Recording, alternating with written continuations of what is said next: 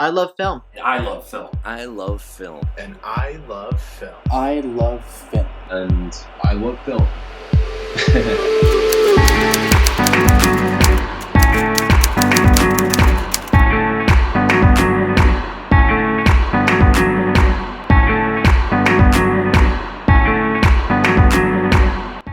That's a damn good question to start this off with. You know, I never really sat down and gave much thought of why I love movies in particular. I think the real question is, why don't I love movies? Because it's an art form that has rapidly been increasing and growing over the past century or so. It's just really fascinating to see us being transported into a whole different world. Even if it was just for an hour and a half, because I love just escaping reality and going into different worlds. And just be caught up in something that will just make you forget about your life and your world for just that brief moment of time. They tell amazing stories, they show great performances. And you get to experience that, and they get to share that idea with you. You could take anything that's in your imagination and put it on screen. I think all those things are very applicable to me, and that's why I love movies.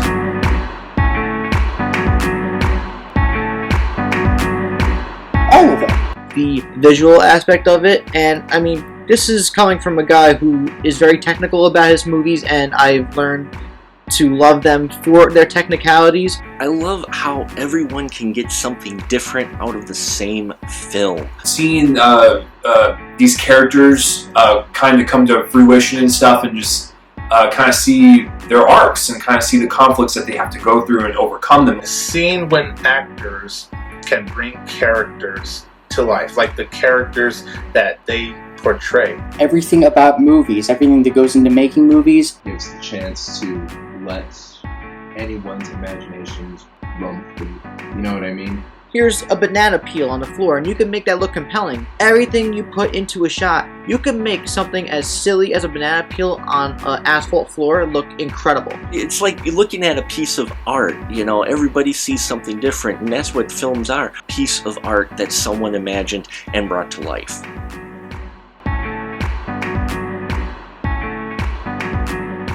I have to say, my inspiration for loving movies are my parents, because my parents would always just show me all these movies as I was very young. You know, when it comes to anime movies, then as I was older, they would show me movies like, say for example, the Terminator movies. They show me those movies. I think I always go back to, when I tell people this, other people, is Steven Spielberg. He's the go-to guy, the go-to director for movies, because he has done so many things with movies. He's made every type of movie. He's made dramas, he's made family films, he's made comedies. He's done everything, and he knows how to make a perfect blend for movies. Chris Columbus, John Hughes, Macaulay Culkin, all the people involved for Home Alone. Well, when I was 11 months old, I was a baby, you know, like a little fat-ass little Jewish baby on Christmas, and of all the movies to be on around that time, Home Alone was on, and laughing his ass off. Wherever I went in my family, there was movies to watch, and I got to experience so many different varieties. I got introduced to the classics, introduced to, you know, we'd go to the new release films. So for me, I guess it's my family that really got me into film. I honestly can't remember. The three movies that pretty much catapulted me into loving film are Beauty and the Beast, The Lion King, and Aladdin. Well, I guess if you want to go a specific person, Walt Disney, that guy made me love movies. He was the very first influence. Those were the first movies I remember watching. That's a hard one. That's a hard one. Mm-hmm. Now, that's a tricky question, because I've had a lot of them. I've had a lot of wild and interesting movie experiences. One of my favorite theater experiences, and honestly, it actually might be my favorite theater experience, it has to be The Avengers. I mean, The Avengers was an event I never thought I would get to experience. Like, just seeing all of the heroes together for the first time on screen, it was something truly magical for cinema. I'm going to say that my favorite movie-going experience is whenever I go out to see The Room on the big screen at midnight and meet Tommy Wiseau, just because the audience participation, the lateness of the movie, all just like the experience in general, just like the sheer fun of it all. That's why I would say those would be my favorite movie-going experiences, seeing The Room on the big screen and meeting Tommy the whack-ass Wiseau. The one I remember the most vividly is the original Sam Raimi Spider-Man that came out in 2002. I saw it for my brother's birthday at the time, and it was the first blockbuster movie that I saw in theaters that really gave me this awestruck feeling of, oh my god, I'm seeing a character that I love and have loved for all my life on the big screen, and it's just blowing my mind. It's a surreal feeling that I feel like will never be recaptured ever again, because it was at the pinnacle of my childhood, and I was seeing Spider-Man, and it was like, wow. I think I'd have to go with Borat. And I remember I went to the midnight show of Borat I think it was on a Thursday. And the theater was packed. There was like 400 people in there.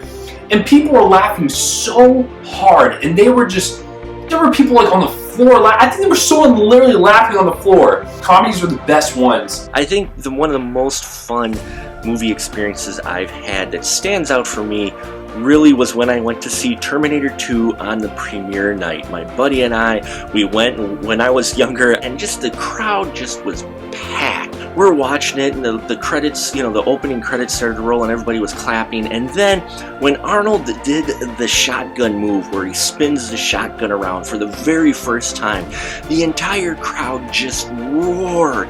We all just had a blast. I thought they were going to kick some of us out because we were rowdy, hooping and hollering, and just having fun with Terminator 2. So, yeah, it was just a blast.